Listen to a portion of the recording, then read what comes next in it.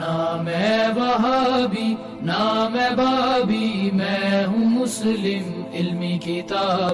میں نے چند سال قبل ہندو دھرم کو چھوڑ کر اسلام قبول کیا تھا۔ میرے والدین ابھی تک ہندو ہیں۔ اگر وہ اسی دھرم پر مر گئے تو انہیں دفنانے کی بجائے جلایا جائے گا، اور ظاہر ہے کہ جنازہ پڑھنے کا تو کوئی سوال ہی نہیں۔ پوچھنا یہ ہے کہ کیا اللہ، کوئی مسلم بیٹا اپنے ہندو ماں باپ کی جلانے والی اس رسم میں شریک ہو سکتا ہے؟ پہلے تو جی آپ اللہ کا شکر ادا کریں کہ اللہ نے آپ کو مرنے سے پہلے توحید کی دولت عطا فرمائی ہے، اور یقیناً ایک تکلیف دہ چیز ہے جس کو توحید کی چاشنی مل جائے تو اس کی تو خواہش ہوتی ہے کہ سب سے پہلے اپنے قریبی رشتہ داروں کے اوپر اسے پیش کرے، اور صرف چاشنی کا مسئلہ ہوتا تو تب بھی اگنور کیا جا سکتا تھا۔ اس کے ساتھ ہمیشہ کی کامیابیاں اور ناکامیاں جڑی ہوئی ہیں۔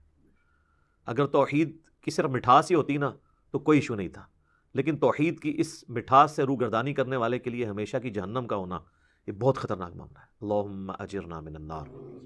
تو ظاہر ہے کہ اس طرح کے کئی اور بھائی ہیں جن کا یہ ایشو ہے کہ انہوں نے اسلام قبول کر لیا ہے، ہم سے بھی ای میلز پہ رابطہ کرتے رہتے ہیں، اور آہستہ آہستہ میں ان سے یہ کہتا ہوں کہ محبت کے ساتھ دعوت دیں۔ صحیح بخاری اور مسلم دونوں میں حدیث موجود ہے، ایک صحابیہ حضور سے آ کے عرض کرتی ہیں کہ یا رسول اللہ میرے جو ماں ہے وہ مشرک ہے، تو میں اس کے ساتھ اس نے سلوک کروں؟ تو آپ نے فرمایا تم اس نے سلوک اس کے ساتھ کرو دنیاوی اعتبار سے، باقی توحید پہ آپ نے کوئی کمپرومائز نہیں کرنا۔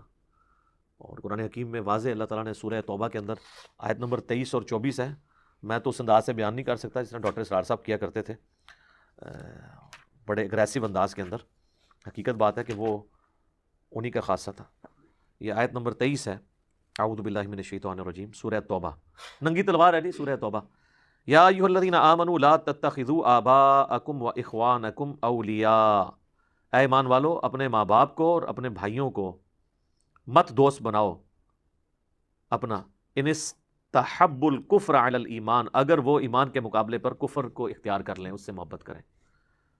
ومن یتولہم منکم فاولئک هم الظالمون، اور جو کوئی ان کے ساتھ اس طرح کی کوئی دوستی گانٹھ لے گا تم میں سے تو وہ انہی میں سے یعنی شمار کیا جائے گا، اس اعتبار سے کہ اللہ تعالیٰ پھر ایسے لوگوں کو ظالم شمار کرے گا۔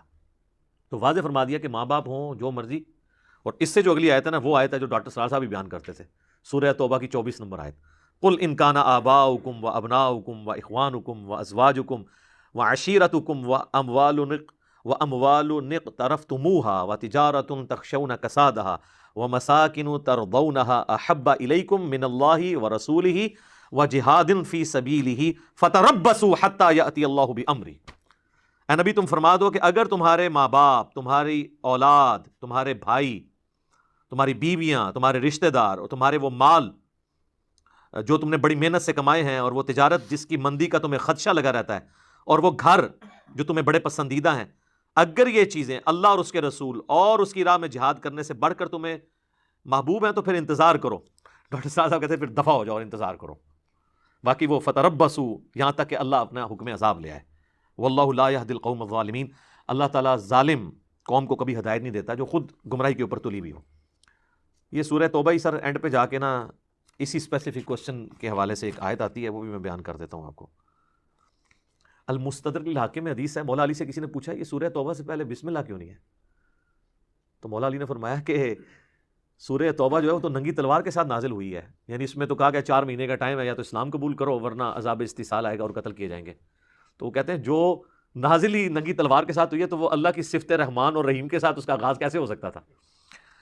سورہ توبہ میں جناب اینڈ پہ جا کے آیات آتی ہیں 113 اور 114، ما کان لنبی والذین آمنوا، کسی نبی کے شایان شان نہیں ہے نہ کسی ایمان والے کے، ان یستغفروا للمشرکین، کہ وہ دعائے استغفار کریں کسی مشرک کے لیے، ولو کانوا اولی قربا، چاہے وہ اس کا قریبی رشتہ دار ہی کیوں نہ ہو، من بعد ما تبین لهم انہم اصحاب الجحیم، جبکہ اس پہ یہ بات کھل جائے کہ وہ اب دوست کی ہے۔ ظاہر ہے اب جو ہندو مت کے اوپر یا بت پرستی پہ مر گیا تو اب اس کے لیے نہ تو جنازہ نہ دعائے مغفرت ہو سکتی ہے، زندگی میں آپ اس کے لیے دعا کر سکتے ہیں کہ اللہ اسے ہدایت دے، مرنے کے بعد نہیں۔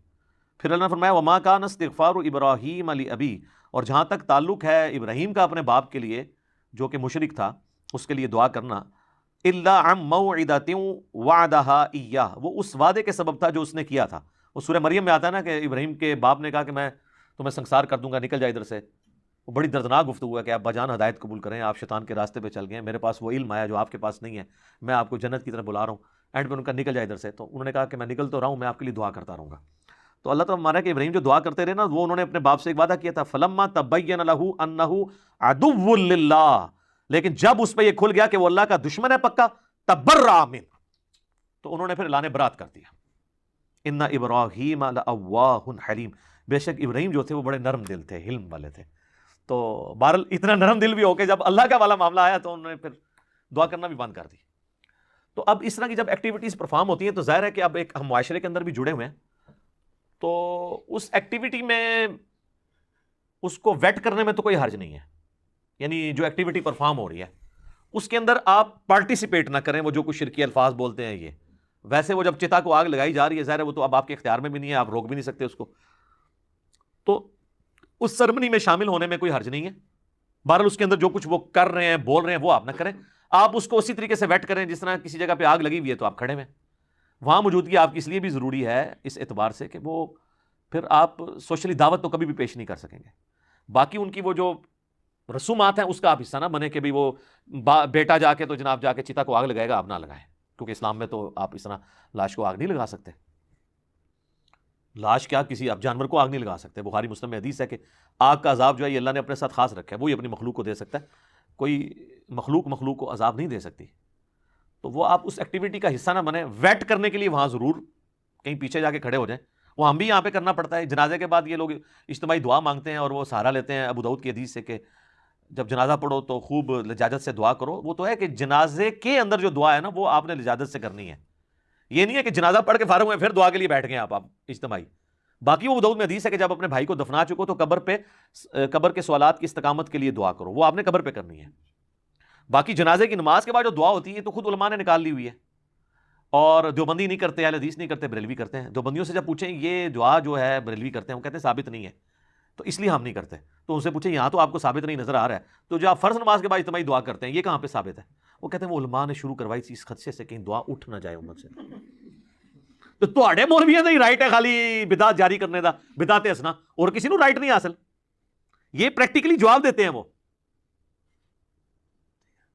امت ہی اسی چوک چڑی ہے جناب، امت کی دعا کے چکڑی سی. ہاں یہ تو سنان تابی کا قول ہے کہ جب کسی قوم کے اندر سے سنت اٹھتی ہے تو بدعت وہاں پہ آ جاتی ہے، جب بدعت آتی ہے تو سنت اٹھ جاتی ہے. اللہ تعالیٰ یعنی اس کے اوپر یہ چیز مسلط کرتا ہے.